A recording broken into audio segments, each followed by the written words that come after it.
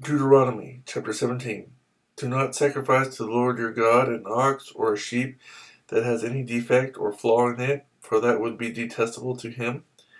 If a man or woman living among you in one of the towns the Lord gives you is found doing evil in the eyes of the Lord your God, in violation of his covenant, and contrary to my command, has worshipped other gods, bowing down to them, or to the sun, or the moon, or the stars of the sky, and this has been brought to your attention, then you must investigate it thoroughly.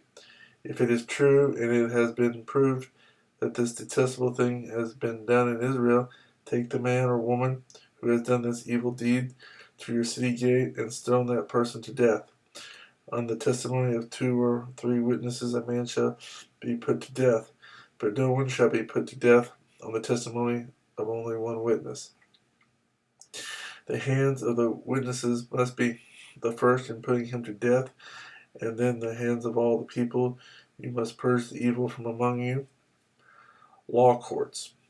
If cases come before your courts that are too difficult for you to judge, whether bloodshed, lawsuits, or assaults, take them to the place the Lord your God will choose.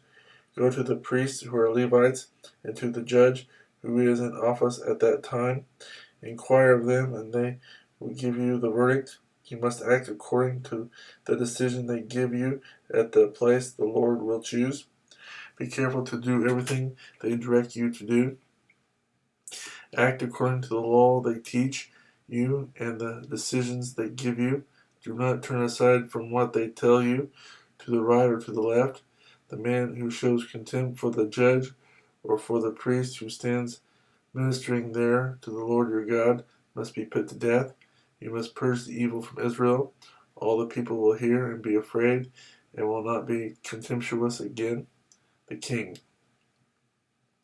When you enter the land the Lord your God is giving you, and have taken possession of it and settled in it, and you say, let us set a king over us like all the nations around us, be sure to appoint over you the king the Lord your God chooses. He must be from among your own brothers. Do not place a foreigner over you, one who is not a brother Israelite. The king, moreover, must not acquire great numbers of horses for himself, or make the people return to Egypt to get more of them, for the Lord has told you, you are not to go back that way again. He must not take many wives, or his heart will be led astray. He must not accumulate large amounts of silver and gold. When he takes the throne of his kingdom, he is to write for himself on a scroll a copy of this law, taken from that of the priests who are Levites.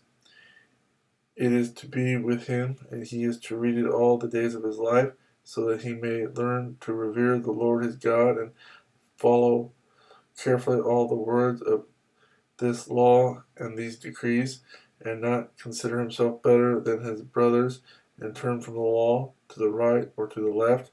Then he and his descendants will reign a long time over his kingdom in Israel.